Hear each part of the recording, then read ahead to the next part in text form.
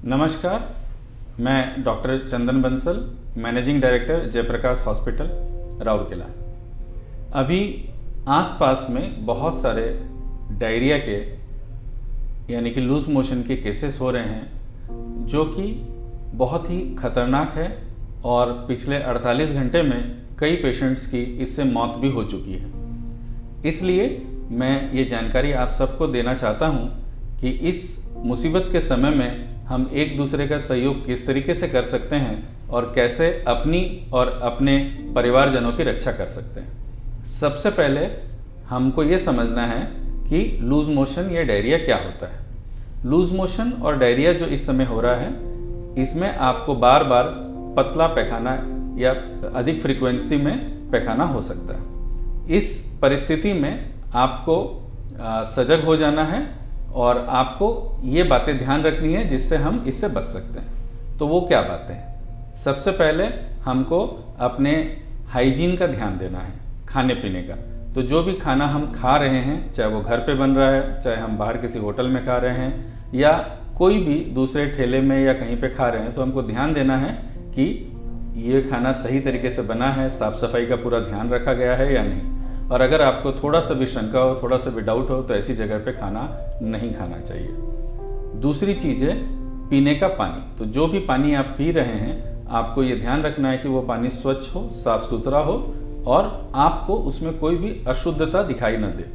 घर पे कोई भी पानी आप पी रहे हैं तो उसको उबाल कर पिए या उसको प्रॉपर तरीके से फिल्टर करके या आरओ करके पानी को पिए। ऐसा करने से डायरिया होने की संभावना कम हो जाएगी।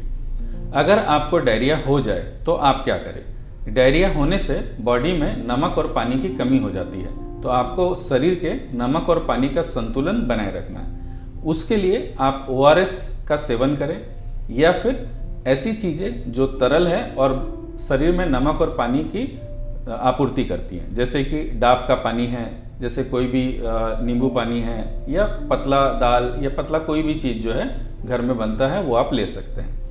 अगर ये सारी कोशिश करने के बाद भी आपके लूज मोशन नहीं रुक रहे हैं और आपको कुछ इस प्रकार के सिम्टम्स हो रहे हैं, जैसे कि सर बहुत घूम रहा है, सर में बहुत दर्द हो रहा है, पेट में मरोड़े उठ रहे हैं या पैखाना में खून आ रहा है, बहुत ज़्यादा वीकनेस लग रहा है कि आप बिस्तर से उठ भी नहीं पा रहे हैं, पेशाब नहीं हो रहा है या बहुत कम हो रहा है, या आपको पहले से कुछ ऐसी बीमारी है जिससे आप ग्रसित है, जैसे कि हार्ट की बीमारी है, बहुत ज़्यादा शुगर रहती है या और कोई बीमारी है जिसमें आपकी शारीरिक अवस्था तुरंत खराब हो जाती है, तो इस अवस्था में आप नज़दीक के डॉक्टर को संपर्क करें और ज़रूरत हो तो अपने आप को अस्पताल में एडमिट भी कराएं।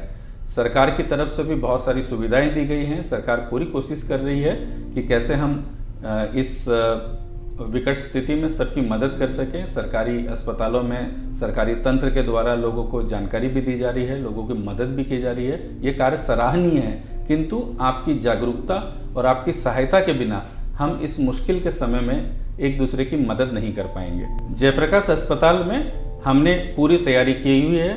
हमने अलग से ICU रिजर्व कर दिए हैं, कुछ वार्ड्स रिजर्व कर दिए हैं। हमारी डॉक्टर्स की टीम, हमारे नर्सेस, हमारे पैरामेडिकल स्टाफ पूरी तरीके से मुस्तैद हैं कि कोई भी विकट परिस्थिति में अगर बहुत सारे मरीज भी एक साथ आ जाते हैं तो हम उनकी सहायता कर सकते हैं, उनकी मदद कर सकते हैं और उनको इस मुसीबत के क्षण से बाहर निकालने में जो भी मदद संभव है वो हम कर सकते हैं। मैं उम्मीद करता हूं कि हम इस विकट परिस्थिति में राउरकेला के हर एक लोगों की और इस आसपास के क्षेत्र के हर एक लोगों की मदद कर पाएंगे। धन्यवाद।